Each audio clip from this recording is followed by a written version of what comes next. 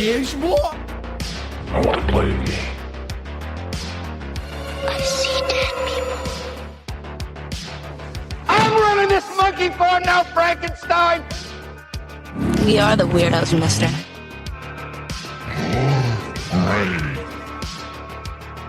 Welcome to the Horror Speaks podcast. What is up, you weirdos? Back at it again with another episode. It's been a good week, right? Sure, a lot of cool horror movies coming out. Yep. I'm here with me, Michael. Whitney, Sydney, And Jason. And today we're going to be talking about our favorite contagion-style movies. Virusy zombie movies. You going to add an E over there? I was I going thought to you go E. So I'll start off this episode with one of my favorite virusy movies. Is 2002 Resident Evil, directed by Paul W.S. Anderson, who is actually Mila Jovovich's spouse. Mhm. I did not know that. He's directed all those movies. He's also did Monster Hunter and Event Horizon. Mhm. And yeah, it follows Mila Jovovich, her husband. Yeah, the film opens up here with Mila Jovovich in their mansion, and she's laying in the bathtub, and she's starting to get her memories back when she's rushed by the Umbrella Corporation. You know, the Umbrella Corporation comes in and she gets more and more flashbacks. And then you go on to find out that this super deadly virus has been let go in the Hive, broken out in the Hive, which is an underground city, an underground research lab. The T-virus changes people into kind of zombie-esque people. And then it just goes on. These zombies get bigger and bigger, and she's just fighting these people, these infected people this whole time. While she's getting more memories back. And, that's the gist of the whole series, she's getting more and more memories back as the series goes along. And it's a way long, drawn out series, but gets a lot of memories back. There's a liquor in the movie, too. A liquor? I hardly know her.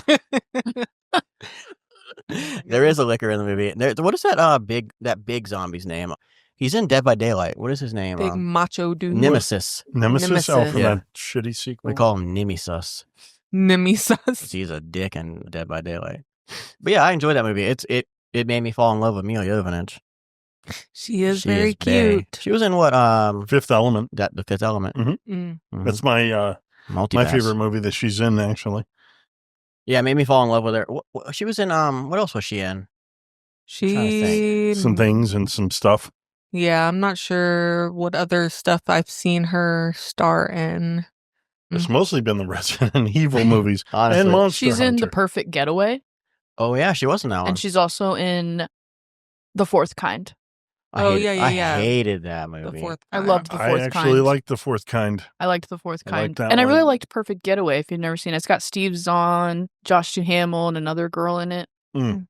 Yeah, but the movies, it's a straightforward virus gets out, people get infected, action-y kind of zombie Guilty movie. corporation-y. Yeah. But I think one of my favorite scenes has to be that laser scene. Oh, yeah. When they're going through that room and the doors lock on each side and then one laser comes out and they're like, okay, cool, I can probably jump over this. And then the lasers start going different ways and then that grid laser comes and chops that dude in all his pieces. Yeah. And then the scene looks at her and you see him just fall apart behind her, out of focus. So sick. Yeah, that was brutal. It was a good atmosphere in that. I also liked the soundtrack. I think Marilyn Manson did the score. Yeah. But then it also had Kill Switch Engage, right? Yeah. End of Heartache. And it also had, what was that song I really like? Dig by Mudvayne. Yeah, Oh, Which yeah. I like that. That's their only We good love song. to be Mudvayne. honest. We saw them a few years ago and it was just weird. He's an old dude. They are very Yeah, old dudes now. time goes by, man. Yeah, people do grow old, I guess. But yeah, I like the movie. Is it my favorite zombie movie? No. I give it a good 7. It's a good watch. Sequels, they all go downhill, but we'll save That's that for with another episode. Any sequels? Some sequels are good though, but some just need to stop after the second movie. And then Michelle Rodriguez plays her stereotypical Herself, character yeah. that she plays in every movie. Right. I will say the girl in that movie, the little AI character, which you find The out, Red Queen. Yeah. yeah, which is the guy's daughter. Mhm. She was awesome in it. When she looks at him, she goes, "You're all going to die down here." I'm like, "Yes, cool. I hope they all die." Yeah, that was a really fun movie. the guy that is her lover turns out to be the bad guy was actually also the villain in that show with Kevin Bacon where there's that Edgar Allan Poe The cult. Following. Yeah. I Yeah. And I was love like, that show. I saw that guy and I'm like, where the hell do I know this dude from? And it was Resident Evil. Yeah. His name was Joe in The Following. Yes. Great fucking show. Great show. Yeah. All right. Well, one of my all-time favorite, like any virus pandemic movie that I really absolutely enjoy would have to be Contagion. I mean, let's get real. Like, it's about a pandemic, and since we just got over COVID, 2020, I think it's kind of fitting to talk about it, I guess. But the movie it came out in 2011. It has Matt Damon, Kate Winslet, Lawrence Fishburne, and Gwyneth Paltrow. Well, let's be real. Does it really have Gwyneth Paltrow in it? Maybe for like the first part of the movie, if we're being real about it. She dies insanely quick in that movie. Spoiler alert. Well, whatever. The movie's been out for fucking 13 Yeah, it has been years out a now. long time. But if anybody hasn't seen the movie, the backstory about it is that it is a virus that spreads at an alarming rate. Basically, scientists, public health officials, and everyday people just try to figure out and understand how to combat the outbreak. The Dr. Ellis, who is played by Lawrence Fishburne of the CDC, works tirelessly to try to coordinate a response with Dr. Aaron Mears, who is played by Kate Winslet. They're on the front lines trying to track the infection, trying to figure out a cure and how and why it's basically rising at an alarming rate. Meanwhile, Dr. Ally Hextall, who is played by Jennifer Eel, I think that's their last name, I'm not sure, races to develop a vaccine. Amid the chaos, conspiracy theorist Alan Crumwide, who is played by Jude Law, who I absolutely love, he spreads misinformation, adding to the public's panic. So everyone's just basically trying to figure out like how to get a vaccine, how to cure this virus that is basically kind of, if you think about it, it's kind of like COVID. When COVID happened, it all kind of happened very quickly and everybody was just getting sick at a very alarming rate. So it's cool to see a film that kind of is realistic to that. The film weaves together multiple perspectives, shows how individuals from doctors to just ordinary families try to struggle to survive when everything else seems to be falling apart. There's a lot of tension, realistic, and it's a chilling reminder of how fragile society can be in the face of an unseen enemy, which is the virus. I mean, this movie was it reminded me of COVID. I watched this movie for the first time in the midst of 2020. So this was really scary for me when I first saw it. We definitely gave it another watch. Like, I think we got COVID only once out throughout the entire like COVID outbreak. So we only got it once, and I think in the middle when we did have it, we watched this movie, and the movie's just so realistic. Like, it's not like your typical zombie or virus movie where people are just eating everyone, and it's very realistic in a sense that it shows how a person gets sick and then how it spreads to someone else, and then how the doctors and the scientists and the CDC, they're just trying to figure out a vaccine for this, thing, and nobody could seem to figure it out. And it's kind of like how COVID became a thing. Nobody could figure out a vaccine, nobody knew like what to do because it's just new virus. I mean, that movie like hits you like a fucking Pixar movie too. Like the movie starts, and big spoilers here, his wife gets sick, and then she just dies of like a seizure. Like a day later, a day later. Yeah. And then like a day later, their kid dies.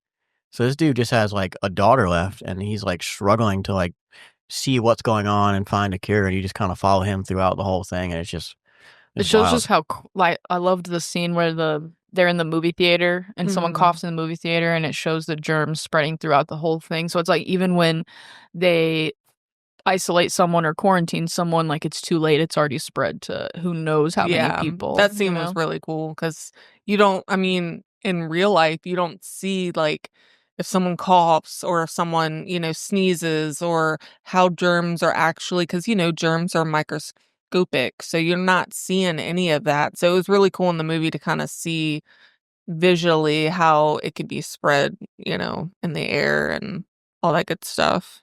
When you mentioned that it hits like Pixar, I was like, what, they got a talking toaster in this thing? Just Baymax.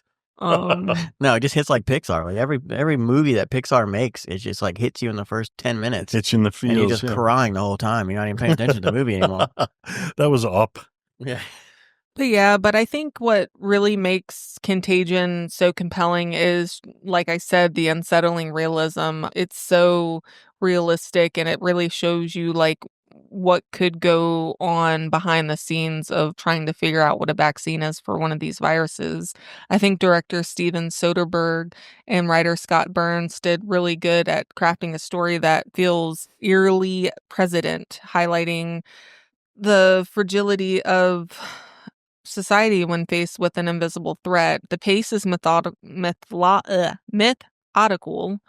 empathizing the slow burn horror of an outbreak rather than just cheap scares. Because there's not really much jump scares. It's not very, it's scary in a sense of a virus that's just rapidly, going on. So, but I wouldn't say that it's like, yes, it may not be a traditional horror film, but it's just very unsettling to me. It was a different kind of movie for Steven Soderbergh, too. Like, yeah, he did Presence. Yeah, he just did Presence, yeah. And then he did, like, the Oceans movies, and those movies are great. But love to see diversity. He did Solaris also. And Magic Mike. Hey. Really? Yeah, apparently. He did Magic Mike. Yeah, that was his payday.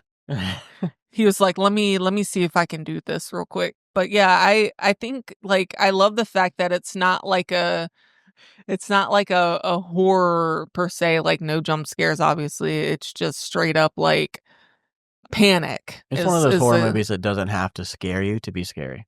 Yeah, because like if you think about it, like what we were talking about with COVID, it's just scary to think that could actually and has happened. Yeah, that's why it was scary for me. It was like, this could happen and it is happening. And so we were stuck in the house watching this movie that's pretty identical to the situation.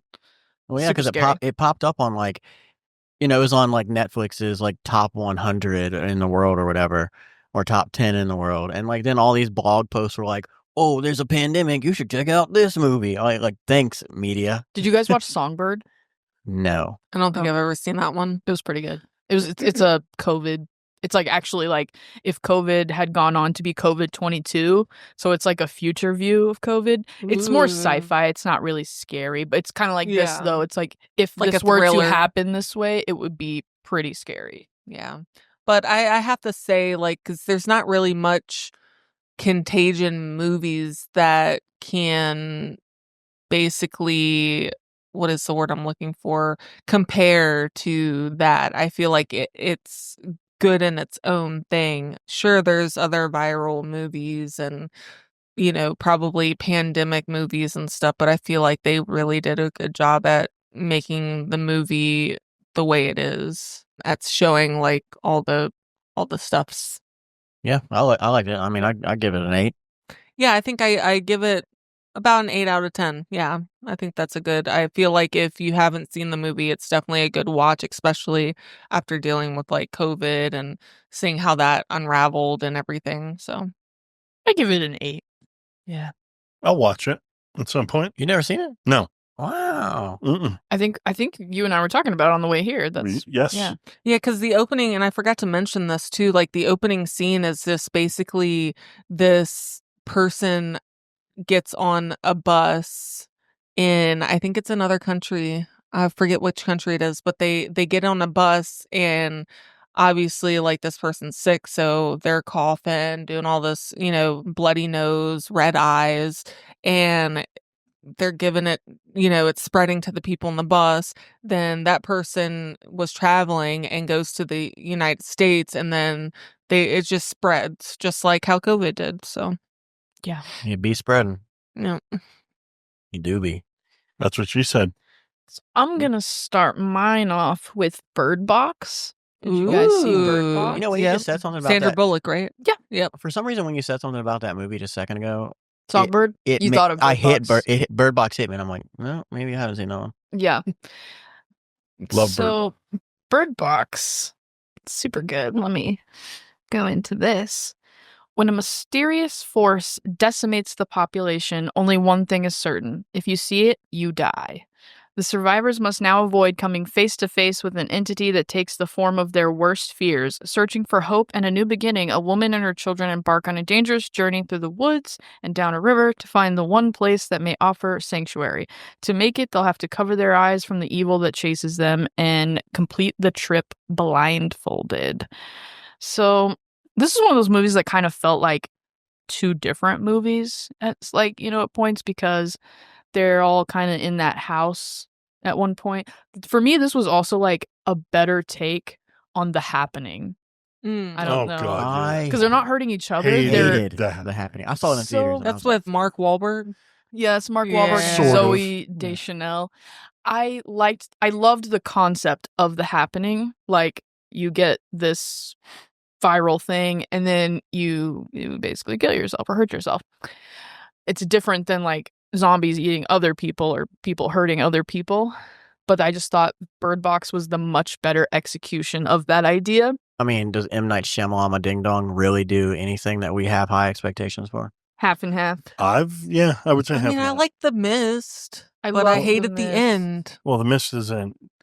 It's Ding M. Night Dong. Shyamalan. Yes, it is. No, it isn't. The Mist. He did the remake, I think, didn't he? Oh, the show? Did he do the show? I have no idea. No, the Mist. The movie was.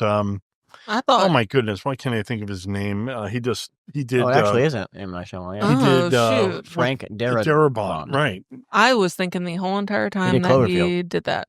Cloverfield in 1408. Oh, no, we didn't. Never mind. I loved in Bird Box where they go to that, they're trying to find that sanctuary of the blind people because they can't see it. I think I just thought that was like a cool little I haven't would seen that movie survive. in a while. thing It to gave add. me it gave me a Quiet Place vibe with like a different, Sort of. like a different sense, you know, because they couldn't talk in that movie, or they couldn't talk loud or make loud noises, because then the monster would basically just eat them right away, you know. Yeah. I enjoyed it. I haven't seen it in a while. Wasn't there a second one? Bird Box? Maybe. Yeah, it don't was. think so. There was one that was like in South America or something like that, or in Spain. Yeah, Bird Box Barcelona. Yeah. I didn't But- see that one. Sandra Bullock gives a really good performance. This is not like a role I've really seen her in. She usually does the rom-coms. Mm. John Malkovich is in it. Oh, MGK's in it. I forget about that. He's one of the people at the house they go to that dies like first. Well, because you see Sandra Bullock, she's pregnant at first, right? Yeah. And the other girl is pregnant as well, and she takes her baby. And then it kind of bounces back and forth between the kids being, I don't know, 4 or 5 years old, and like when they're in that house. But yeah, I And forgot he Sarah was in that. Paulson from American Horror Stories in it too. Yeah, but some of these people aren't in there very long. Wasn't Sarah Paulson In the beginning. sister? Yeah, Mhm. that like drives her car into something. This one was the thing that I liked about this movie was it was very Lovecraftian. It's like kind of looking at something that you can't comprehend and it drives you insane and you just go fucking crazy. It was like the first time I've ever seen that done in a movie where it was just like perfect. Loved it. Yeah, it made me feel tense the entire time, if I remember correctly. Like, I was like, ah! Yeah. I enjoyed it a lot. Very tense. What would you rate it? It was a tad long, I felt. It was very long. It kind of had a slow burn to it, A slow burn for sure. but it built up. Definite, really good tension. I don't remember too much about the music, but there was also like some really good cinematography. I thought there was a lot of beautiful shots and beautiful like sets. Mhm. It's probably an 8. Yeah. The music was great, actually. That was Trent Reznor and Atticus Ross did the soundtrack cool. to that. Yeah, I just It found was out that very cool. I enjoyed the music very much. Added a lot to that. I'd give it a 7.5, 7.8. I'd like to watch it again soon. Yeah, I feel like I would need to watch it again. Yeah. I'd give it an 8. I liked it. Mm. I haven't watched it in a while either, so maybe it should be a watch all together kind of thing. Maybe. Yeah. We'll see. Memory lane. Yeah. a stroll. So. All right, so I'm going to start my list off with Mayhem from 2017. I'm not going back as far. Well, 28 days later, I guess I should start with. Bird Box was 2018. Sorry, y'all. Yeah, sorry. It's okay. I forgot my synopsis on my first one. So, we're just doing it tonight. So 28 days later from 2002. And I remember when this movie came out, I ordered a copy of the DVD from the UK a year before it came out in the theaters here. And when it came out, I went and saw it because I just loved it. So 4 weeks after a mysterious incurable virus spreads throughout the United Kingdom, a handful of survivors try to find sanctuary. And this was directed by Danny Boyle, written by Alex Garland. And it stars Cillian Murphy, Naomi Harris, and Christopher Eccleston. Eccleston. I think he's a doctor, isn't he? Doctor Who.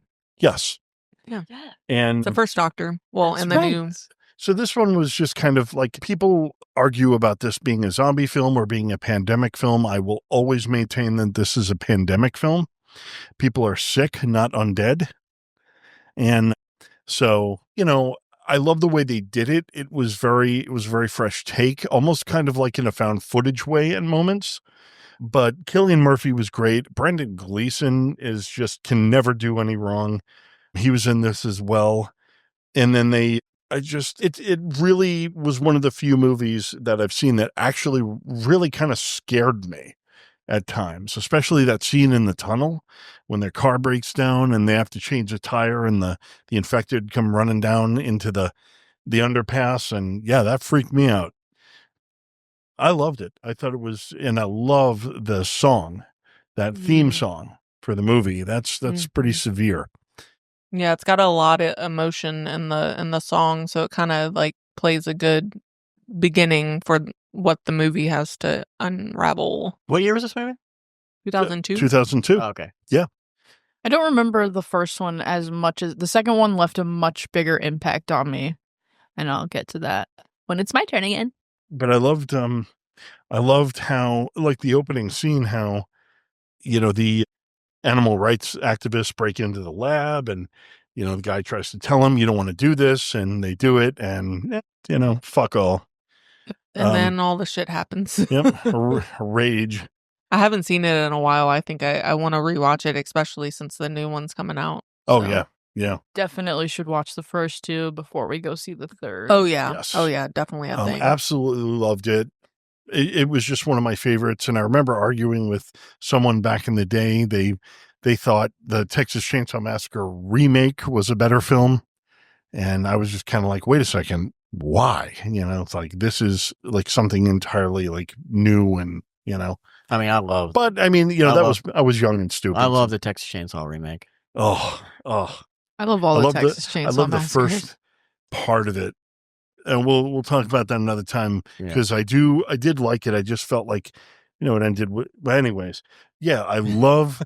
Before we go on a tangent, I love 28 Days Later. I think it's, I love the camera work. I love the emotional content of it, especially as it gets later on in the film. It becomes more severe, certainly when they meet the people that are advertising to save them, over the radio, and their obviously intentions are quite a bit different than they announce.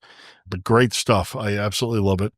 All right. For my next one is going to be 2008's Quarantine, which was inspired by the foreign film Wreck. Follows reporter Angela, which is Jennifer Carpenter, which is Deb. That's all we know her from. Damn, Morgan. And her cameraman Scott are doing a story on a night shift firefighters for a reality TV program. A late night distress call takes them to a Los Angeles apartment building where the police are investigating a report of horrific screams. The TV team emergency workers find an old woman who suddenly attacks with teeth bars.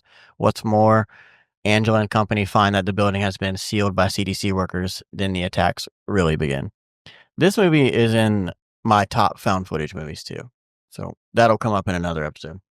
But yeah, this movie was another one of those movies that are just like, it was scary, but then it was scary because of it. This could also happen, and then you follow them the whole time, and like they're living this as you're kind of living it too. So you're seeing like the whole thing play out before them. and then you're finding out more stuff as they're, I mean, just like any other movie, you're finding out more stuff as they're kind of finding it out, but it feels like so real because it's like one of those found footage movies. But I love this movie. I love like the set of it because it's just in one building. I love those kind of movies that are just like stagnant in like one place. It felt real, but then you go up and you find out like that the old lady has what, like rabbits or something in her apartment building. And it's kind of like a rabies kind of virus. And yeah, it was pretty cool. Never seen it.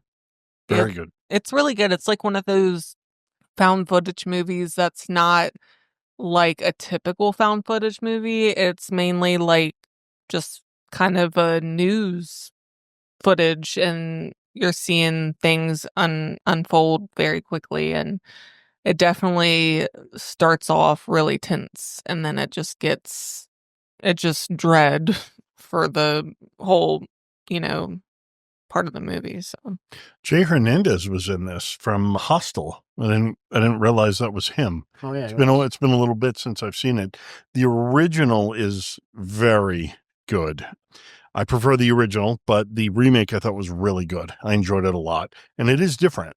It is a little different. In this one, it's a disease, and I can't. In the original, well, in this one, it was technically a biological weapon that was created right, from a separate form of rabies. right. Yeah, it's been a minute since I've seen either of them. I need to go back and revisit. Yeah, I really liked Quarantine, and the second one's pretty good too. The Terminal one, that one's oh yeah, that one was really good. well. I love a good airplane movie. So what would you rate it? I give it's up there for me because it hits found footage and virusy movies, so I'd still give it an 8. I feel like that's my default is an 8.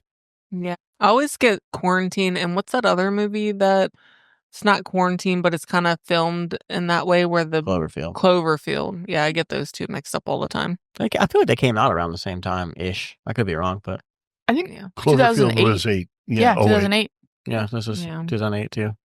That's cool. Yeah, that movie's really good. Haven't seen either of them because they're found footage. Well, see, the thing about Quarantine is, yes, it's a found footage, but it's not like your typical like shaky. I mean, I guess they do have some shaky camera, But they have more like stagnant moments. but yeah, it's more like a cameraman is basically just doing a news kind of thing, and they're following, the Like Deb, reporter. Yeah. around. So It takes She's a little. just Deb to me. She's not Jennifer Carpenter. She's, It takes she's a just little Deb. bit to ramp up, but once it gets going, it's pretty. yeah, it's pretty dreadful. brutal. Yeah, But I mean, it's pretty comparable because John Eric also did Devil, which is that M. Night Shyamalan movie, love that. which is film. like one of the few M. Night Shyamalan movies that I'm like, all right, this is pretty good. I He disagree. produced it. I disagree. There's less than or more than few that I like of his. I But- agree. But then he also worked on As Above and So Below. That was Love so that good. That film one is- is fantastic. Love it. That So is a scary. found That gave footage me I love. I anxiety, watched for it sure. the other night and I was like, oh, Yeah, especially when they're down in that just down there and In the Below. the phone ringing. yeah. The phone ringing is like, Ain't no phone ringing down here. Nah. No, you better get Don't your answer ass out that of there. shit, man. Do not answer the phone. Anyway. Yeah, but I love that movie. It's in my top found footage virusy movies. Okay, yes, we'll do a found footage episode. Oh, I'm excited about that one. You Yeah, know me me too. and my found footage. Me too. Shaky cam and all. I want that shit to shake so hard I can't even see what's going on. I want to be scared. I'm Oh running, my I'm running. goodness. So for my next movie that I put on this list would have to be The Crazies 2010. For anyone that hasn't seen it, it's about a small town descending into madness, and it turns into a gripping survival story. It is a remake of the George Romero's 1973 film. It follows Sheriff David Dutton, who is played by Timothy Oliphant. Oliphant? He's so hot. OnlyFans? Oliphants. As he tries to protect his wife, Radha Mitchell, and a few survivors when a mysterious toxin contaminates their water supply, turning the town's people into violent, mindless killers. I think what really makes this movie stand out is that it has a strong tension, it has solid performances by all the actors and actresses, and it has a really eerie atmosphere. I think I love the fact that it balances the fact that it's slow building dread from the moment the movie starts till the end of the movie. it's not really quite zombies, I would say, because they're not like eating each other. They're basically like contracting this virus that no one knows how they contracted, and they're just killing each other. Keeps you on the edge with its unpredictability. And there's even like these like quiet moments in the movie that just makes you feel sick to your stomach, basically. There's not really like, I wouldn't say, I mean, it's definitely a horror movie in the fact that there's a lot of like gore with these people killing other people. There is a couple like little bit of jump scares, I think. I feel like it's pretty comparable to another movie on somebody else's list, and where like it infects them to a point where they become like maniacs and they just like kill. Yeah. Yeah, it's definitely, I haven't seen the original Romero's version, which I really need to watch that, but I really enjoyed this one. I love the cinematography. I like the acting, and I just like that it's kind of different. It takes a different approach on your typical zombie virus movie. I feel like I haven't really, before that, because that one came out in 2010, I haven't really seen a movie that went that way before this one came out. There's a lot of suspense, action, paranoia. And it's about the sheriff and his wife and family and a couple other people just trying to survive on this farm and try to deal with the crazies. Didn't it start out like a baseball field? Yes. Yeah, Yeah. it That shit started was off wild. when they were playing baseball, and this person was walking onto, I think they had a gun, Yeah. and they were walking onto the baseball field, and yeah, he was just unloading. Yeah. And then Yeah, it ends on a. I love the original. The original was solid. I mean, it's a good, like, early 70s piece. It's not shot for shot, but Right. there's a lot of pretty close scenes, but I like what they changed about the remake. What I love about these infection type movies is you have to worry about the infected or the zombies or the virus, but then you also have to worry about, I love that they bring in like basically the CDC and the government officials that like if they catch you, they're going to kill you. So you have Yep. the both elements of the non-infect, like who's more dangerous, the dead or the people still alive. Yep. Yeah. And at one point, what I really loved about the remake is the wife is pregnant. Oh yeah. And so pregnant women, it is like they run fevers or they run high temperatures, not fevers. But so whenever they're at the checkpoint and she comes in, you know, because she's not showing yet, but she comes in with the fever and they try to like separate them, and just that panic that it causes Yeah. between the two of them, and they finally find their way back to each other. I love that part. But Yeah, that's why I like this movie, because I like a movie to make me feel. Like, I don't care if it's sad, angry. I just want to feel something when I'm watching a movie. And I feel like this movie really plays an important role in emotion, yes, because it's dread, it's emotional, it's tension, panic. I mean, I totally agree Yeah. with that. So Yeah. because at one point they're with the deputy sheriff and he gets infected and they're like best of friends because this is a small town. And that was another like moment it was like I almost cried because he becomes infected and basically sacrifices himself to like the CDC so they can get away. And I love that part. It gives me goosebumps just talking about it. yeah. Yeah, I really like how you kind of said these virusy movies. You really like, you kind of sit back and it's like, is the virus the real enemy? Because most of these movies, you're fighting against either the CDC or the people that are trying not to get this virus. Especially when you do like these very like post-apocalyptic movies where like everybody's surviving. And a big one is, you know, The Walking Dead. Mhm. The Walking Dead had almost nothing to do with zombies. It was just the drama between all the survivors. Yeah. And I think that's where it overstayed its welcome. Yeah, I mean, You know. yeah, 16 seasons in, yes. Yeah. But also what is that, Day of the Dead where they're in the silo, or is that? Yes.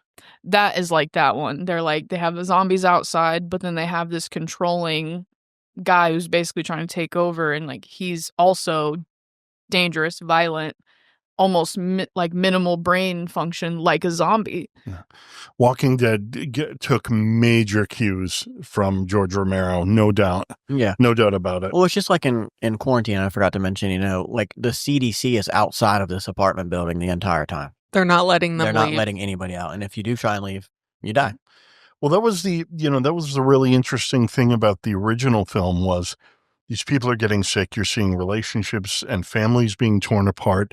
And then you come to realize that the government on top of all of this is not there to help you. Yeah. They tell you they are, but they're not. And so there's this whole, and I think that translated really well to, to more modern remake. No, like Sydney said, the changes they made, I feel were very respectful of the original story, and they really took it and just brought it to a new level. I love that about it. So they keep the kind of deputy sheriff part where he's infected and he lets them get away from the original, but I don't think I remember this in the original. Do you guys remember the car wash scene of the remake? Yes. Scary for me, scariest of the whole remake. And I don't believe that the car wash scene was in the original. I don't believe so. Yeah. I don't remember why they go through the car wash. No, they're not going through there. They just end up on top of the conveyor belt thing. Yeah, I think they were and trying crazy to turns hide. it on. Yeah. Yeah, that movie was really good. I'm trying to think of that other movie because when you said something about the CDC being outside of the building, there's another movie that is like that where they're having to off-board a plane and they get quarantined inside the building, and this dude had brought in rats that had... Probably Quarantine Terminal. Oh, that is probably... Yeah, that's probably that then. But I mean, this goes back to every zombie virus movie. The Walking Dead, we'll go back to that. They were trying to go to the CDC because they thought CDC was sanctuary, they were safe there. Best season of the show. And then The Strain. Oh, yeah. Oh, that CDC, was really good. Similar scenes in The Sadness. Yeah, kind of. With the NICU doctor. Yeah. I just feel like I actually really love when horror movies or sci-fi movies take the scientist and they basically abandon all ethics and moral code in the name of their scientific whatever. Splice did that. He even says in Splice, when did this stop being about science? And I love that in The Walking Dead or The Sadness or other CDC movies. Yeah. I mean, I feel like it's hard to stay away from the government and the CDC in these kind of aspects because you think that they're there to help you, but in reality, they don't want this to spread just as much as you do. So they'll do everything to keep you out. It's the survival of the fittest too. But the messed up part about the crazies is didn't the government put it in their water? Yeah. Yep. Yeah. That's another messed up part about that movie. Testing it out. Another thing is with I think the difference between it's a difference, but it's also kind of a parallel, I believe. George Romero, I read an interview with him back in 2005 when Land of the Dead came out. He was talking to Dennis Hopper, who was in the movie. And Dennis Hopper they were talking about how the 60s didn't turn out the way they were hoping it would. Society didn't turn out the way they were hoping it would after that whole movement. So he was very much suspicious of the government. And he was just, obvious, the Crazies is an excellent example of that. And then I also believe that the remake kind of brought that across pretty well also. They made it a little more ambivalent because they didn't, in the original, it's the Trixie virus. They gave it a name. In the remake, it was just something. They I don't think they had a name for it. I don't even think they knew it came in the water until the very end. Right. The sheriff gets to the mayor or whatever, the small town's leader's person, and he's like, sorry about you. I was like, man, this virus is fucked up. Yeah. Trixie?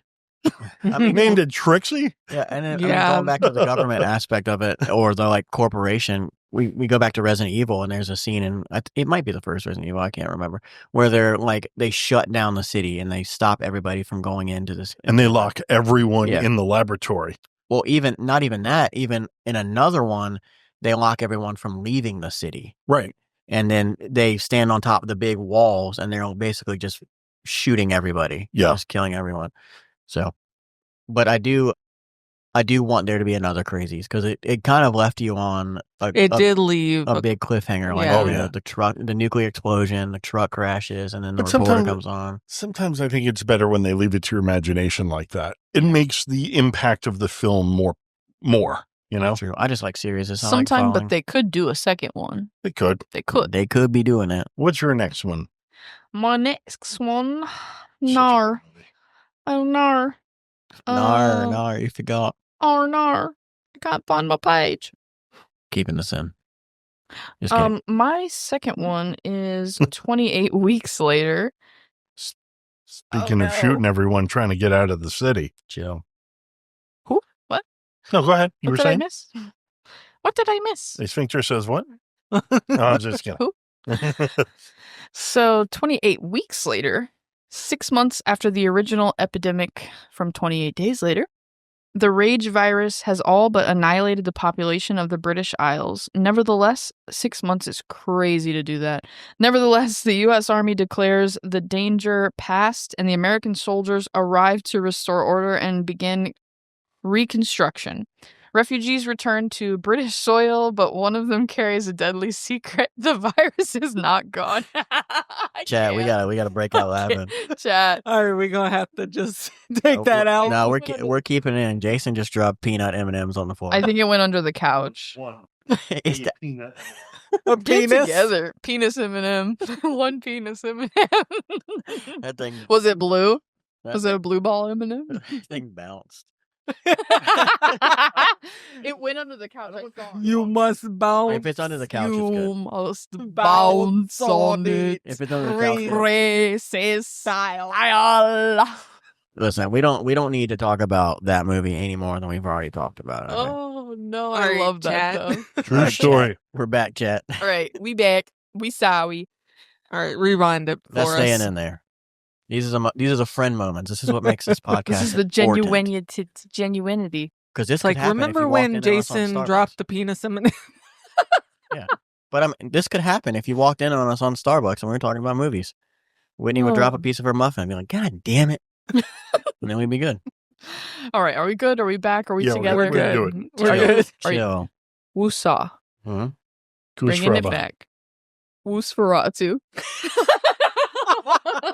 No more. Please leave Woosferatu in there. Okay, so sorry, chat. We back. All right. So this came out in 2007, and we've got a cast of... We got a whole cast. We've got Jeremy Renner, Robert Carlyle, Rose Byrne, who was great in this one. In this movie in so long, and it's weird seeing Jeremy Renner in movies that aren't Marvel. I feel that. Yeah, it's been a long time since I've seen this one. The most impactful scene for me was this, he's back looking for his wife, and she is at a CDC Of course, yes. facility of some sort because she's immune. And they're working on her, testing her, all those things. But when he finds her finally, and he goes in, and he ends up in like the chair that she was in, and she has the hetero. I fucking can't with you, bro. You're my biggest hater, Jason. Hey, your bench sucks, all right? You We are just my need some biggest hater. WD-40. He's gonna be in the bloopers for tonight. I'm doing a bloopers reel. Anyway. There's a bloopers reel for this podcast, and this is it. Jason just made the bench squeak so fucking hard. Jason, I'm literally crying. he's my biggest hater. He is. And so she has the heterochromia, whatever. She has Chromia. 2 different colored eyes. And he ends up in like her chair, and she's like kind of on top of him, and she just like does he press on her eyes? Him. He gets She's the sick, carrier. right? He kisses her, and And he gets it. sick Yeah. and presses her eyes in just all slow and painful. I will never, I don't really remember the rest of the movie, but that scene lives rent free in my brain to this day for no reason. I also love Rose Byrne. I guess I love Chili Rose Byrne. Willies. She's good. she's in Insidious. The thing about that scene Sydney was talking about is, once he gouges her eyes out, I think before that he's just beating her with his fists. It's such a disturbing scene because he's just telling her how much he loves her, how sorry he is for Whole movie's running looking off. for her, basically. right, and then he kisses her. He becomes infected and he just murders her. Just brutally fucking murders her. Really impactful scene, and the opening scene of that movie is just insane. Can't wait for the third. Can't wait Yeah. to see what they do. It's unfortunate that it's been this long because the other two are 5 years apart. Mhm. And I probably saw this movie in 2008. Yeah. So when I was 11, because I remember watching it at home and it just being so scary. I don't think I had seen a movie where it's infected people like hurting each other versus just zombies. Yeah. By At that a very point, fast rate too. Yeah. so there's like the slow moving zombies, and then there's like the fast moving infected, like in the crazies, and that's so much scarier to me. I mean, because this was 6 weeks later. I mean, that's 6 weeks is a shit ton. 6 months later, but still, Well, yeah, that's crazy 6 amount of months later, 28 time. weeks later. Yeah. Yeah. There's also that scene where all the people are corralled in that safety zone. It almost looks like a parking, like the sub level of a parking garage. And Robert Carlyle, after he's infected, gets into that room and starts infecting everybody else, and it's like strobing. That was quite the scene also. Yeah, I haven't seen the movie in a while. Oh, I so feel like, good. I feel like 28 Days Later comes on a lot, but I don't see 28 Weeks Later. Well, 28 Days Later, actually, just recently, since they announced since they started showing the trailer for 28 Years Later, they actually put that on streaming. I think both of them. Yeah, because that was one of those movies that just completely got erased from anything like digital. You couldn't find it in physical form With anymore. the Blu-rays The out of print. weeks? Yeah. Well, days Days both or of weeks? them, yeah. Yeah. I wonder why.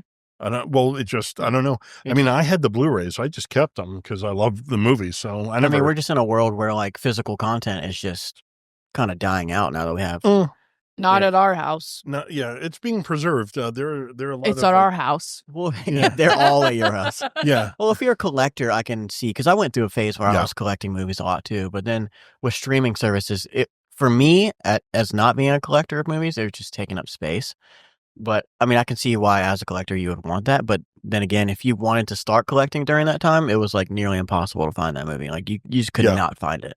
Well, it's funny because for a while, it's like those two movies were in the bargain, were in the punch-out bins. You know, you couldn't get people to buy them, and then they disappeared, and then all of a sudden, everybody wanted them. Yeah, so they weren't people on were selling streaming- them for like $80 on eBay. And it wasn't on streaming services either. That Yeah. makes me wonder, like, maybe it has something to do with the rights of the movie, but it makes me wonder why, after all these years, they've done the third one. I guess they've become like the cult classics, Well, if it was you a will. plan, I think. But it's not been 28 years. Well, here's the thing. What's the point? The second one wasn't done by the director of the first movie was a producer on the second. And so Danny Boyle and Alex Garland just got back together to do this sequel. And I'm fucking excited, man, because they did something fairly unique and original with the subject matter with 28 Days. I can't wait to see what they do with 28 Years.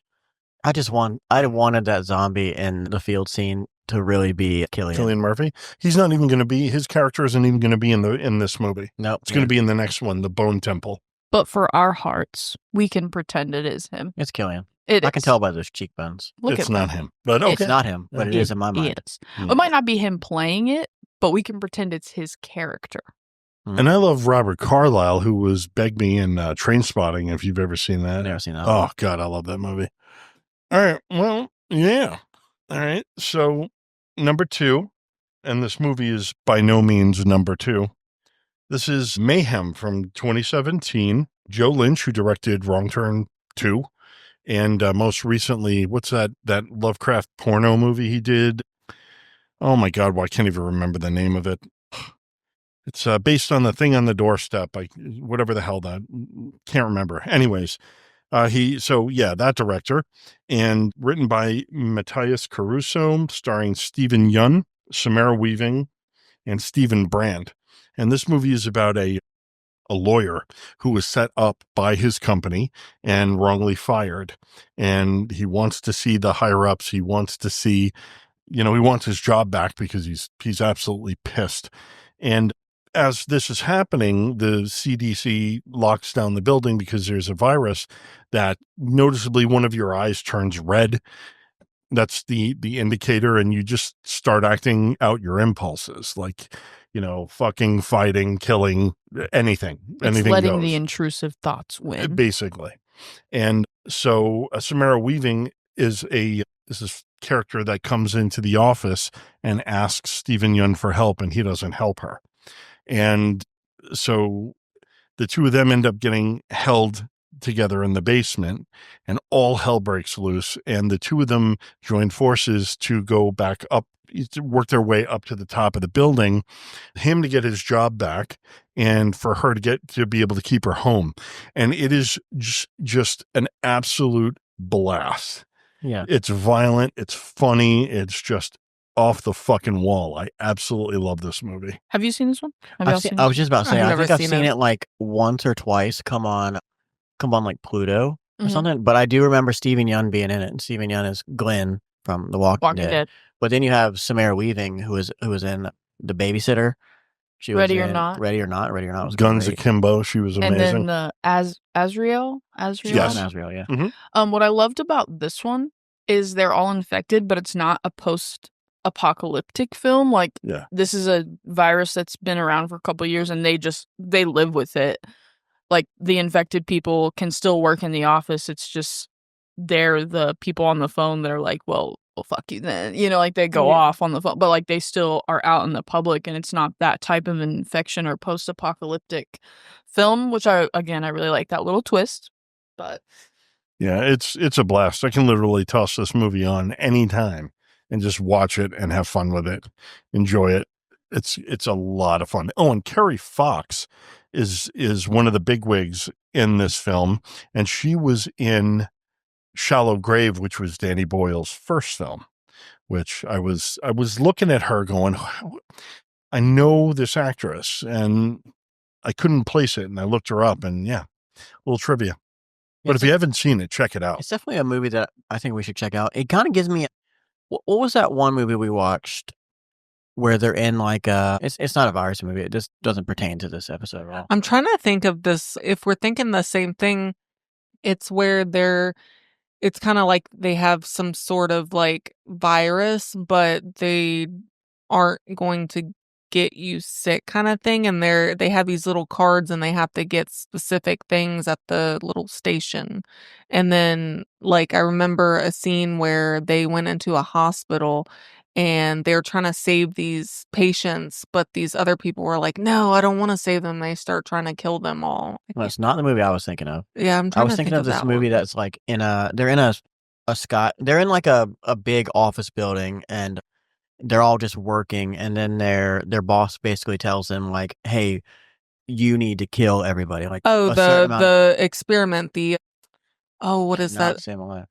The Belko The experience. Belko project. Oh, the Belko. Or yeah. experience or something like that, where they're in this Yeah. office building, and like they basically like, I forget the whole premise of it, but it's basically like a certain amount of people have to die. Yeah, it starts off like of all these people in the building and they're all doing, they kind of give a little backstory of like the characters and then they all, working and whatnot. And then all of a sudden there's an intercom comes on and it says, welcome to the Belko experience. Like you have to kill 20 people in order to survive. If you don't, then you all die. I have that- actually seen this movie. It's really And good. they have Yeah. like things in like their head or something that will, and that they will kill. they like go off if they don't kill Yeah. I have seen this. Yeah, That one's pretty just brutal. Unlocked a memory It's an bank awesome for movie. me. No, it's great. It's sick. Ooh, David Dust Malchian was in this.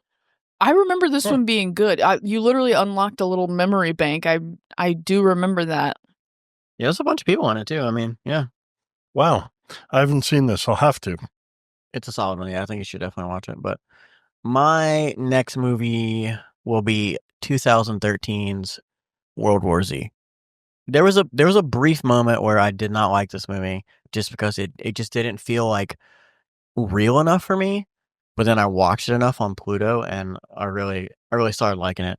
But when the synopsis is, when former UN investigator Jerry Lane, which is played by Brad Pitt, we don't need to go into what movies Brad Pitt plays in. He plays in fucking everything.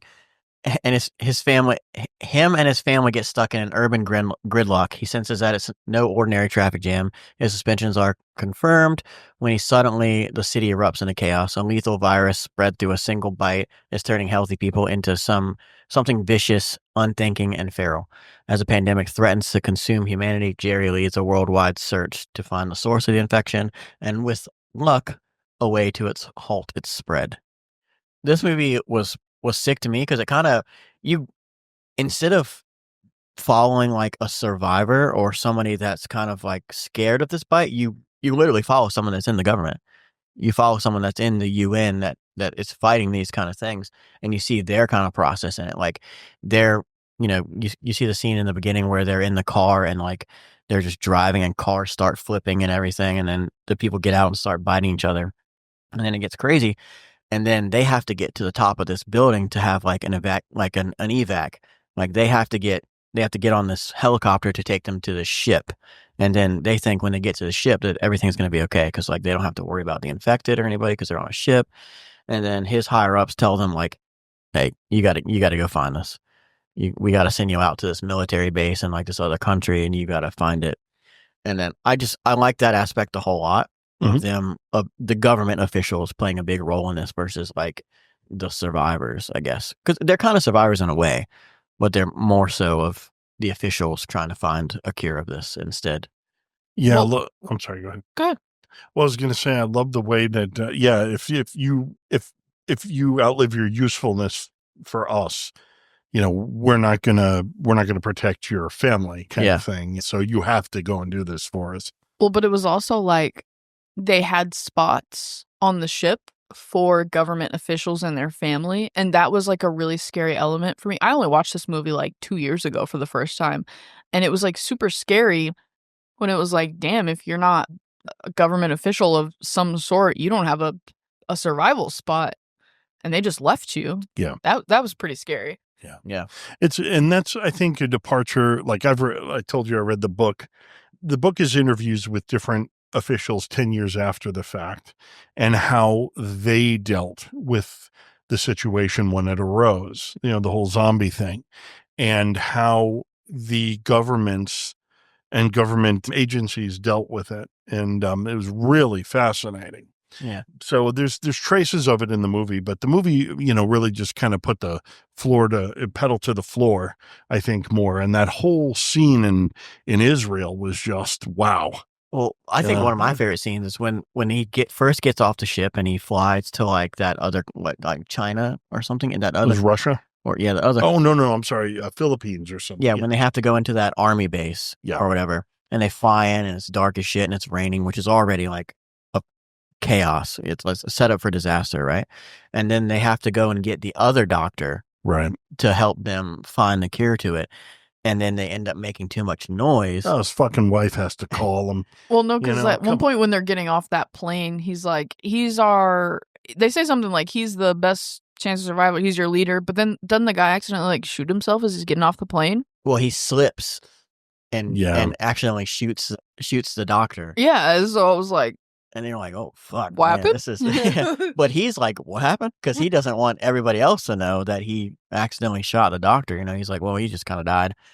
But yeah, in Israel, when everybody's just like running and they're in that, like they're like praying, and they're praying so loud that they're dancing and celebrating, and those things pile up like ants. Yeah. I think that was after watching it and liking the movie, that was one of my favorite scenes. Yes. But before I watched the movie, that was one of my least favorite scenes because I was like, what is going on here? Why are these zombies just like climbing on top of each other?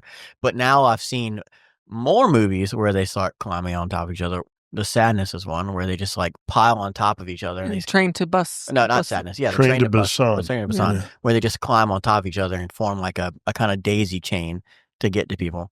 Yeah. Yeah, I like the movie. I'm going to give the movie like a solid 8, 9, just because I like the more government aspect of the movie.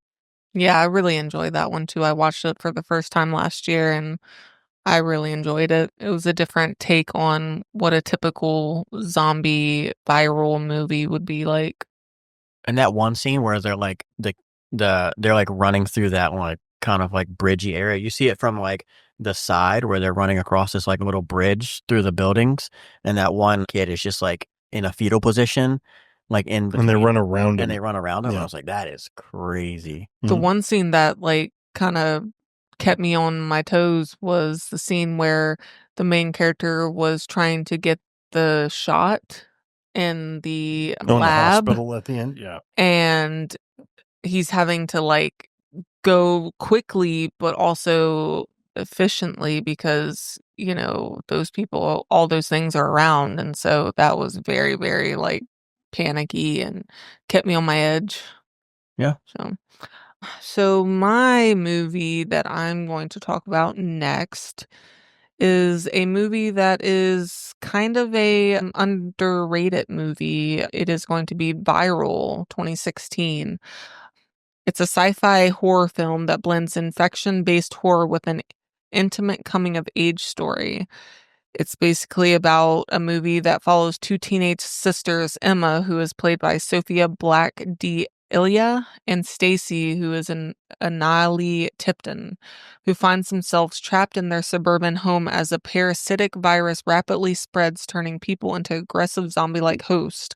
As their town is quarantined and society begins to collapse, the sisters must rely on each other to survive, especially when one of them starts showing symptoms. So this movie is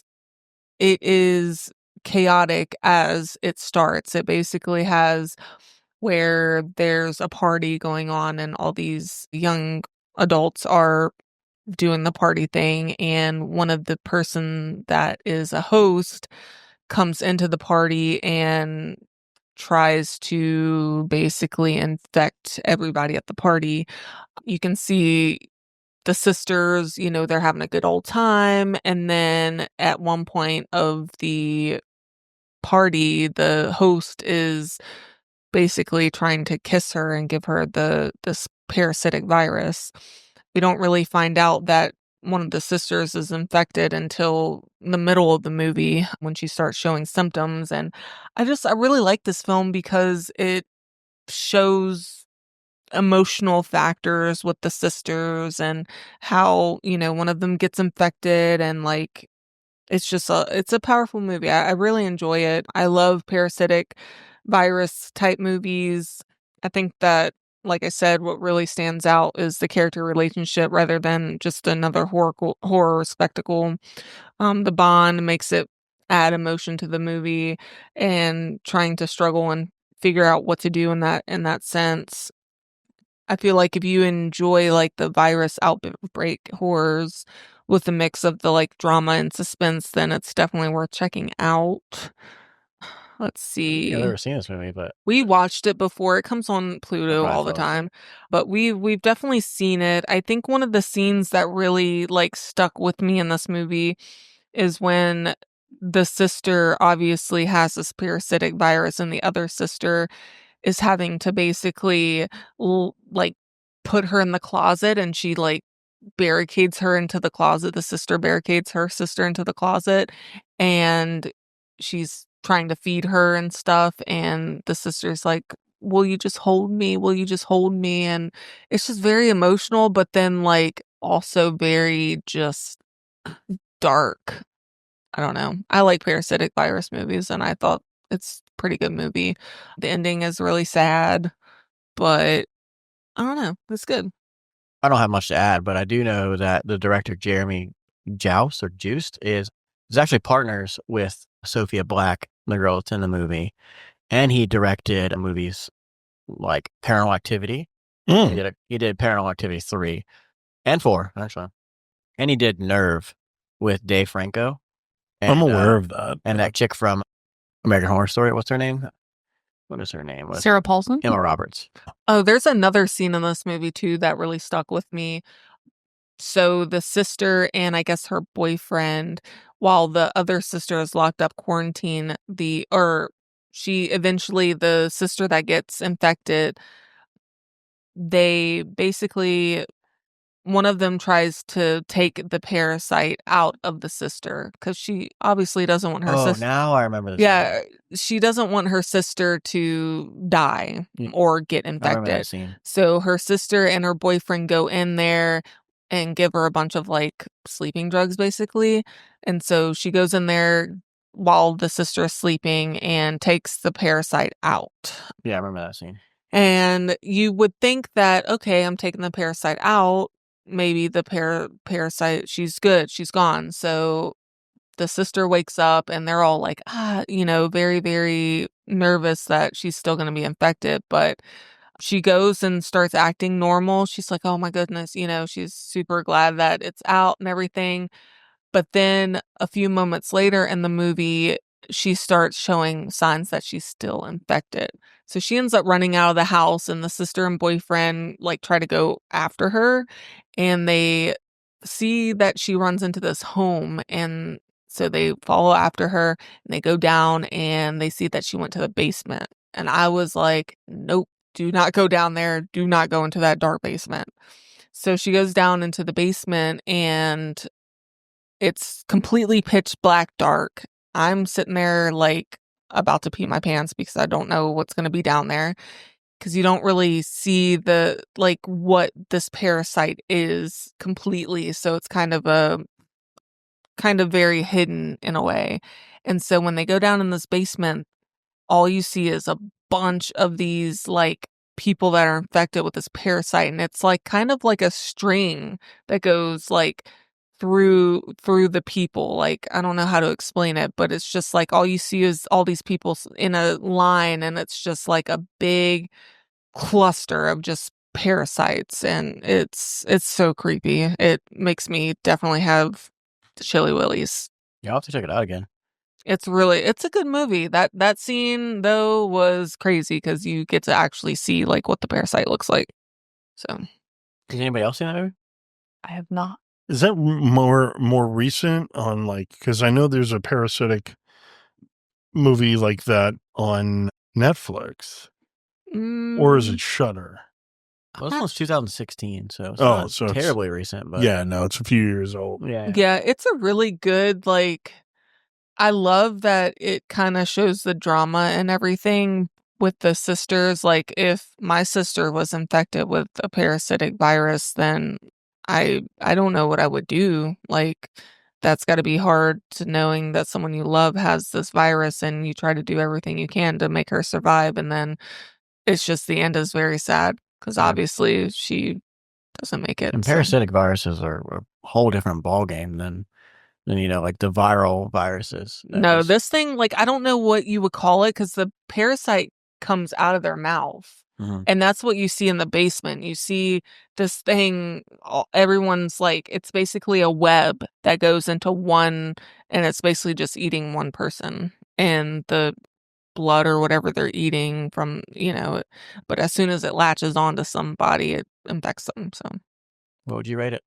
I would give this a 8.5 out of 10. It's a really, I mean, I could watch it over and over again. It's not one of those movies where I'm like one and done kind of thing, but yeah, it's a good one. I feel like if you're into parasites and viruses and coming of age movies, then it's definitely a good watch. I'll have to check it out. Never even heard of it. Yeah, it's good. Cool. I'd say... It's on Netflix, by the way. On Netflix. Netflix. What's it called again? Viral. All right. Netflix and chill. I guess. Horror movies and chill. All right. For my third one, I have Zombieland on mine. It's horror comedy, but was it really scary? No. No. But I love its unique little ideas and all the rules, and I'll go into the synopsis. One of my favorite movies of all time, by the way. I was saving it for another episode, but the freaking Twinkies. Let's talk about it. Let's go. We don't have to go, too far into it, but oh yeah, when they find that truck and it's just snowballs, hilarious. But after a virus turns most people into zombies, the world's surviving humans remain locked in an ongoing battle against the hungry undead. 4 survivors, Tallahassee and his cohorts Columbus, Wichita, and Little Rock, abide by a list of survival rules and zombie killing strategies as they make their way toward a rumored safe haven in Los Angeles. So I love that this one kind of broke the fourth wall, and him with his rules is sort of, he didn't really address the audience straight on, but with the rules it's kind of breaking the fourth wall of someone is watching this survival guide type of thing. I loved the rules. I loved the style. I loved the comedy. I thought it was hilarious. It was The second one I didn't care for as much. I don't think I've ever seen the second It was one. okay. The second I one never is saw it. okay. It does not The first one was a compare. horror comedy masterpiece. I Yeah. just love the Twinkie. Like the Parts. cast in it was insane. Like you had Woody Harrelson, you had Jesse Eisenberg. I recently just fell in love with Jesse Eisenberg. He's great in I everything. just he saw plays in. Vivarium. Well, I saw part of Vivarium, but Very he's good in in the that. Social Vivarium. Network. He's also a Superman. So, yes, a Superman, quote unquote Superman. And then you had one of our favorite viral spouses in that movie who stepped on a bee. Amber my Heard God. was in that movie. I forget that she was even She was in in that. Zombieland? Yeah, she was 406 in Hmm. Zombieland. Oh, the neighbor. Yeah. Oh. And then you had Emma Stone. Yes. You had Luke Wilson, Luke Wilson. which is great. Wow. You also had Bill Murray. Bill Murray, yes. There's that scene where they're like, what, in like the movie theater or Mhm. something? They're at his In his- mansion. Oh, at his mansion. At in his his mansions. little movie theater. In You're his right. like little screening His home room. theater, yeah. And he's like acting like a zombie, and they think he's a zombie, and they end up killing him. And they're like, "Oh shit, you killed Bill Murray!" that whole scene with him was so funny. But that was a breaking the fourth wall because he was Bill Murray in the movie. right. There's another loved the very end when they're on that drop tower at the amusement park, and he's like, "There's one thing that I hate worse than zombies, and it's clowns." Yeah. And it's that the creepiest clown zombie I've ever seen to this day. Like nothing will compare to that creepy clown zombie thing. But I love Jesse Eisenberg's because he was like, the people that are survive are like the skinny people that can run and like, all this stuff. So there's no reason for him to really survive. He's just a panicky, anxious person Yeah, that he like is, really like- helps him survive. He is what Woody Harrelson would compare as the sissy of the apocalypse. Yeah. You know, like Woody he was a Harrelson. Twinkie. Yeah, Woody Harrelson is the badass in the movie. Like, and he's just like, I gotta go. We gotta do this. I gotta get my Twinkies because it's the only thing that will survive an apocalypse. And then, Yeah. like you said, they find that hostess truck, and it's just like snowballs. And he's like, fucking snowballs. Because the Twinkies never expire. No, But didn't he find a Twinkie at At some the- point at the amusement park? So whenever they're in that little, I think it's like a sort of boardwalk game or prize Yeah. concession stand that they're in there just like unloading all of their guns, and he finally finds the Twinkies, but it has like buckshot in it. He still Yeah. eats it. I know. That was my favorite scene of that movie. I also love how the cast is named after like where they live too. Like Woody Harrelson is Tallahassee, Jesse Eisenberg is Columbus, Emma Stone is Wichita. They don't do like names. And the little they just girl do was, the- what was the little girl's name again? Little Rock. Little Rock. The sister or I love kind her. of She's sister. awesome. And that was Abigail Brinson who was in. She was in Little Miss Sunshine. Yep. she's in a lot of stuff. And the Signs. That was a great movie. She was in the Signs. She's in Mm. a lot of stuff. Yeah. Yeah, she's a good actress. All of it. I mean, that movie is just a masterpiece. You can't really go wrong with Zombieland. Well, the second one's called Double Tap, and that was a big rule that was like number one rule, right? Double yeah, tap. always double tap. Always double tap. Can't shoot them once. You gotta double tap. Yeah. Well, in the second one, the zombies are like stronger, more powerful. Like you have the regular ones, and then you have like the big. It was almost like a video game, like advancing It's in a like video game. It's like Left 4 Dead. Yeah. Like Mhm. these are more powerful, like hunky zombies. Have you never Super seen Zombieland, zombies. Case? I've seen the first one. Okay. Yeah, I think liked they it. call them super zombies. I don't enjoyed they? it very much. The second one, I just never. I saw it. It didn't affect me as much, but when I was growing up, like when Zombieland came out, I remember the posters I had in my my first apartment. There was a Zombieland poster, there was a Dexter poster that said "Power Saw to the People," and then there was a Kick-Ass poster. Those are the 3 movie posters I had in my Nice. first apartment.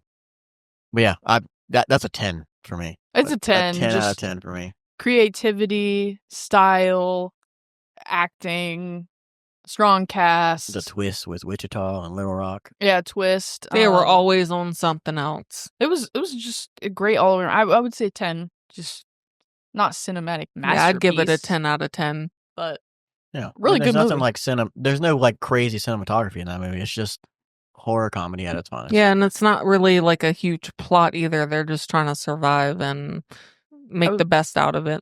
I would say more like their rules and breaking the fourth wall is more their cinematography in that movie, Mhm. not so much sets and landscapes. Although I did really love when No, they got to the like carnival Oh, the thing. No, amusement it was park. still a beautiful movie, but they didn't they didn't pay much attention to the beautifulness of the movie. It was just there. Right. It was kind of like how The Walking Dead is. The Walking Dead is beautiful, but it's just not an important thing of the show, you know? The foreground, not the background. Yeah. Yeah, I feel I that. really liked it. And last up, Last but not least. All right. Anybody who knows me saw this coming I don't from a mile away. I have no idea what And movie we you're saw gonna it for say. the And you're- first 10 miles and away. you, sir, are full of shit. We saw it for the first time, 2 weeks ago or so? He is Yeah. he is wearing the shirt, we must mention. Hell yeah. So one of my all-time favorite films and my favorite pandemic film would be the 2021 Taiwanese, I'm going to say, masterpiece, because I think it is, Oh, we know. the Sadness, or Kube. And I've seen this film over 30 times. I absolutely love it. It's sick, it's twisted, it's disgusting, it's wonderful. It's entertaining, everything I could possibly want in one of these movies this movie has. And so written and directed by Rob Jabaz, edited also by Rob Jabaz. It's this couple who separate for their day. The wife or the girlfriend goes to work. And on the way home, there's this virus. It's very much akin to the coronavirus. Coronavirus. COVID. Yeah, whatever the fuck It was they a call it. coronavirus. Was this Coronavirus. 2020? That's yeah. That's what people were calling it. So basically, when the outbreak happened, the pandemic happened 14 months later, because of the way it was handled so well in Taiwan, they had 14 months of no COVID while the rest of the world was shutting down. Film production shut down. They wanted to make a movie. A friend of Rob Jabaz said, let's make a movie. And so he's like, we should make a zombie movie. And the director thought that had been done to death. So I guess he pieced together the type of pandemic film, but also he was inspired by the Garth Ennis comic book, The Crossed, which is just brutal and disgusting. And so he gave his infected more agency in terms of when they get infected, they can think, they want to hurt you, they want to make you suffer, because it breaks down the limbic system, what controls your emotional impulses. And so any like horrible thing that you could think of doing to another human being, you do. And it was really well done in terms of the decisions that he made, because in terms of like gore and special effects are fucking fantastic in this film. The acting is fantastic in this film, and I say fantastic because it's solid. It pulls you in. The characters are believable. And the characters, one thing I love about it is the characters actually, you learn about who they are through their actions throughout the course of the film. You don't have to have these long-winded conversations during the film. It's a pretty severe outbreak of something, and it's day one of a really shitty fucking day. And so it just kind of happens, and it's like breakneck speed. And about 15 minutes into this movie, it starts and it doesn't stop, for the remainder of the hour and a half that you're going to be watching, or hour and 40 minutes that you're going to watch it. And it's transgressive. There's a lot of just the gore in this and the violence in this film are pretty, It's brutal. it's pretty fucked Yeah. up, it's, Yeah. and it's fairly depraved in a lot of ways. And normally, I don't know, it's, and with all of this going on, he kept it so entertaining. Like, he didn't go too far with it, and he could have, like something like Cannibal Holocaust or a Serbian film, anything that's going to really take, the audience out of it because it's too disgusting or too fucked up, or, it doesn't break any boundaries. It does, like that. Well, you know what? Let me rephrase. It just doesn't go too far. It's just right. Right. It does so go pretty far, though. yeah, he There are does. some scenes. Yeah, absolutely. And what he does is supplement with the way they communicate with each other, the way they talk to each other, the way they talk to their victims.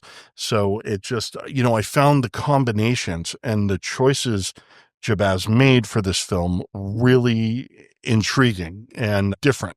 It was very fresh take on the whole thing, and it really inspired me. This film just really inspired me. Again, the actors, there's a character in the film, the businessman played by an actor named Su Cheng-wan, who we're kind of friends with. He is fantastic in this film, and he's very precisely predatory. There's a scene where these two girls that he's chasing are in the subway. They're asking someone for help. One of them is hurt, and we'll get into that in a little bit. And the way he goes about attacking this guy is brutal. But then there's this moment where the guy's down, he grabs him, bites him, rips his nose off with his teeth, basically. And he's laying there bleeding. And he kind of backs up and he looks, and he does this motion where he kind of like steps back and looks down at him. He's sizing up the situation, what he needs to do. There's just these little nuances in his performance that I just absolutely love. He's not just some guy running after, people trying to kill them. So, yeah, I could talk about this movie for days. So I'll just kind of go with saying it's also a very layered film. There's a lot more to it than just the gore. There's, he said in an interview, Jabaz said that he had to create a version of Taiwan that was more like America, downplaying the sickness, doubting the science, at first. And you get bits and pieces of that, along the way, especially toward the end. And then when this happens, it boom, you're in the moment. It's chaotic. What do you do? So it was really just very thrilling. I absolutely love it. Yeah, I really enjoyed this film because I love gore and I love a good foreign movie as well. I think one of the scenes that really stuck with me was when the lady was in the wheelchair and she was in the hospital and she had her eyeball taken out, and So sick. yeah, the guy did what he did to her eyeball. Yeah. Her eyeball hole. Eye holes. Eye holes. When I saw this film the first time, there were several scenes that dropped my jaw, but the subway scene, when he comes in, beautiful. The tear goes down, and he starts stabbing people, and then he's like, "Did I break the record? Did I break the record?" I was so traumatized by subways. I still am. When you take the little Skylink thing in an airport, couldn't get on it. I was like, no. No, subways are just a I've seen terrifying this. fucking thing in general. But It's a petri dish. for the businessman, he's talking to the girl on the train, and she basically rejects him, which he doesn't take well, as most men don't. Chill. But that was very unsettling. She switches seats. She lets Molly sit there, who the main character is a skinny, very pretty, very petite, very cute girl. Cutesy. Switches seats, or lets Molly take her seat, and Molly is not skinny, not She's cute a bigger girl. That's not the part that she's kind of ugly. Her face kind of the face card decline. Not there. Not necessarily that she's a bigger girl, because but face card decline on that one. I'll say it. She was not very attractive. He was slighted by that. He was very angry that he felt not only rejected, but then you've given me this lesser choice to sit by me, basically. So he has, where everyone else is just attacking whoever, he has a laser point focus on both of these girls. Because they're right of focus is just gone. But everyone's just attacking everyone. Yeah. He chooses to keep following her. Yeah, he goes to the hospital where she's at. He specifically locks out those other two infected people so he can go to her and do what he wants to do. Well, I guess to her. right of focus, I mean, they are in their most homicidal.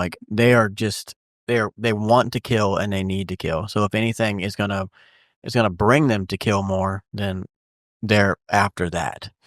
Well, an interesting thing about the businessman is he seems like this very pent up, oppressed, defeated kind of guy. Well, he's a businessman. Right. And then when this is another thing I love about this film is when you become infected with the Alvin virus, which is kind of a form of rabies, it almost like there's a theme in this film where it actually is liberating. The constraints of society no longer apply to you. And you can just not have to be, He thrived he in actually that thrives infected in that state. because when he takes Molly's eyeball out with the umbrella, there's a scene after the train stops and the car clears out that he's standing there and he's looking at his hands and he's like, like feeling the power, and then, and he looks at the tip of the umbrella where the eye, the remnants of her eye are, and he just, the music that's playing, and we'll get to the music in a second because the score is fucking brilliant, and it actually liberates him. Yeah. And that's such an amazing contrast, which is, do I have to do this shit all over again? No. Okay. So it's just an amazing contrast to, the norms of society and having to behave. And I think the huge twist for me in the movie was at the end when her boyfriend gets infected, and then that was wild. Well, I'm very emotional. I'm gonna say, and not to shit on the movie because the movie's great. The ending is what kind of lost me, Mhm.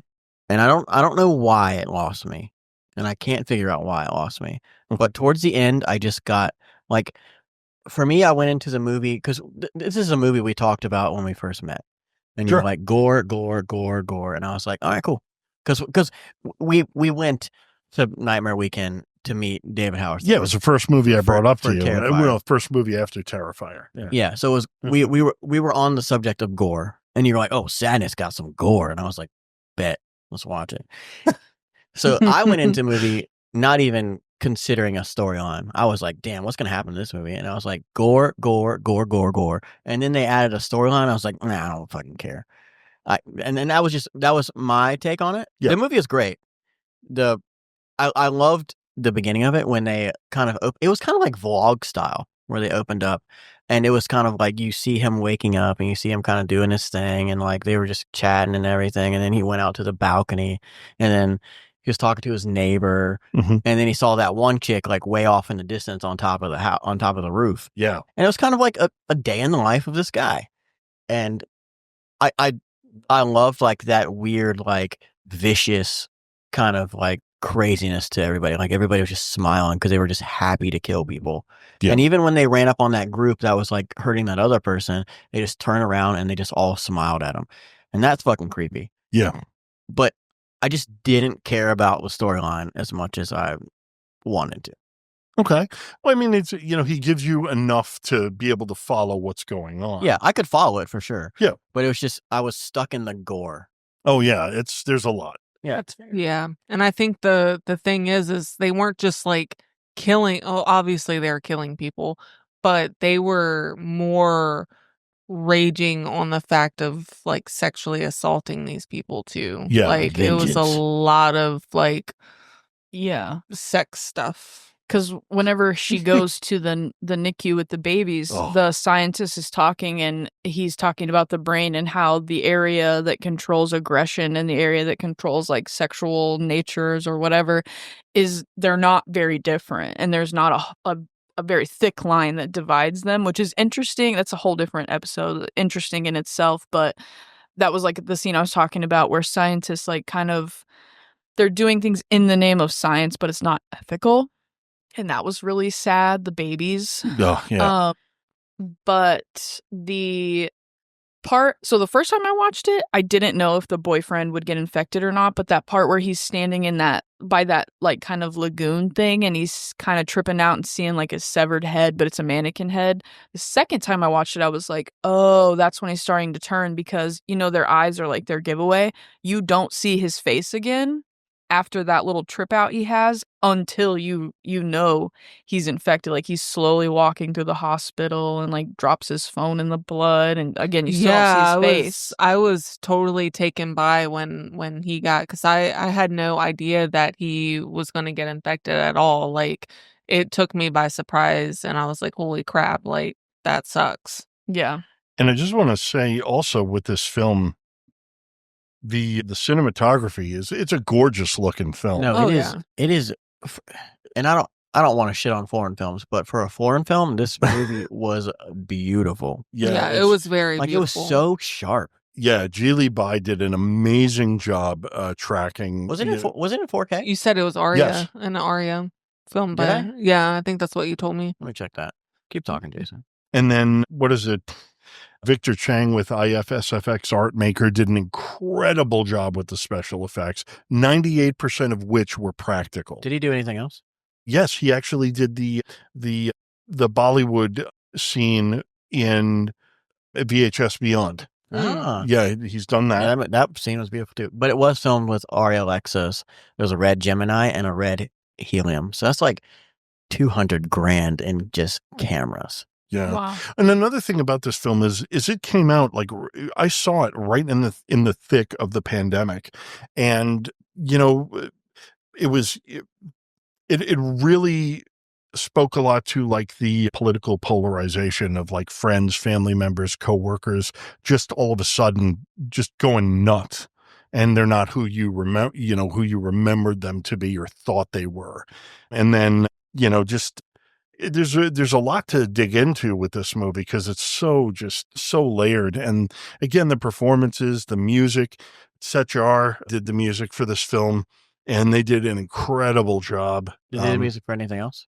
They've done their own music, Right. but I mean, they're artists. I follow them on Instagram, and they really are like artists and visual artists, musical artists. They have this wonderfully this really sharp way of, how do I say this, of subverting pop art, and just kind of like in this sort of like in a parody sort of way. But I mean, the posts that come through on Instagram are very interesting. And, I sent them a message once and I said, your posts are really strange. And the response I got was, life is really strange. Truth. And I was just like, That's awesome. fair enough.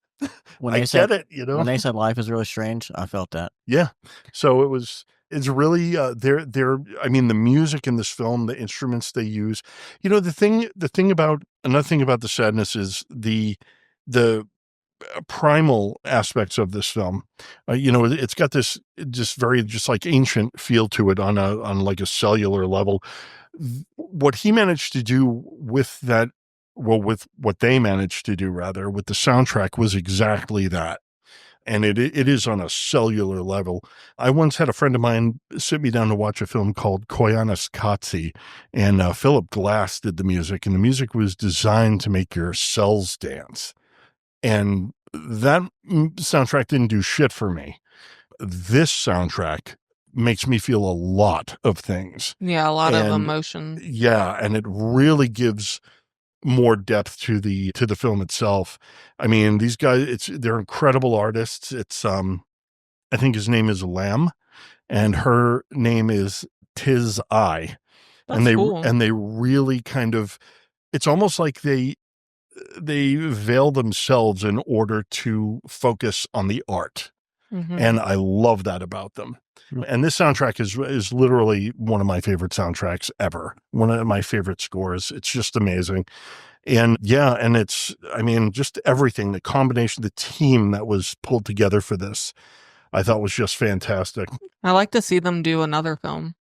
Well, funny, Rob Jabaz is actually just announced that he is going to be doing a film adaptation of the Garth Ennis graphic novel series, The Crossed, which is kind of what he pulled, some from to create The Sadness.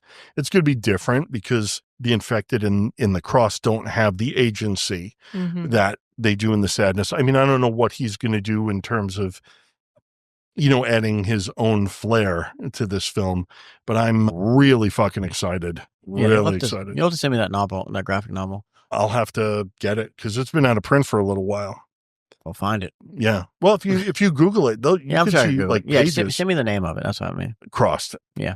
Yeah. Send me the name. I won't forget. And it's pretty fucked up too. So sick. Yeah, I'm looking forward to it. I'm looking forward to anything this guy does. You guys know how I feel about foreign movies. Because we watch movies so late at night. We don't watch movies. We have kids. You don't have to read. Well, we have kids. We can't watch movies during the day. So, like, if I'm watching a movie at midnight, I don't want to have to read.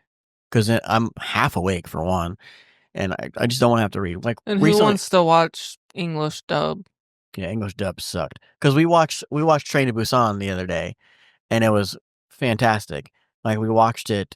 We watched it with subtitles, but then when we watched it, we stopped like halfway, right? Yeah, it was like the beginning of the movie where the guy was going through the checkpoint and he said something in the English dubbed, and I was like, I was like, nah. Yeah, well, we started to watch it dubbed, and we didn't like it, and then we watched it subbed, and we were like, oh, this is cool, but then we stopped watching because I think we were going to bed, and then the next day we started to finish it, and it came on as dubbed. No. And we were like, fuck. But it was so late, I was like, I don't really feel like finding the other one right now, so, like, let's just watch it. And that made it so weird. Yeah. But it was still It was really good. It actually made me tear up, like, at the end when the dad turns and the little girl is just hysterically crying. Like, that hit me. I felt it. For me, it was not to shit on Sadness. It was a better movie than The Sadness for me, just because I didn't have to worry about. I wasn't focused on gore because I went into The Sadness with gore in mind. I wasn't focused on the story at all. I feel like you need to watch it again. Yeah, for sure. And I do love your love for The Sadness. Oh, I fucking adore it. I adore it. No, I love your love for Sadness and how much you can talk about this movie and how much you spent with trying to interviewing the cast members and talking about the score. Yeah, I feel like the Train to Busan was more emotional for me. Yes, it has a bunch of gore in it, and yes, it's but there's a lot of emotion with the actors and actresses, and I feel like, you see that the dad's not really around. And so that creates tension with the little girl, and you just kind of see how their relationship throughout this whole movie kind of, gets stronger, and how he tries everything in his power to keep her safe. And then at the end, it's him that.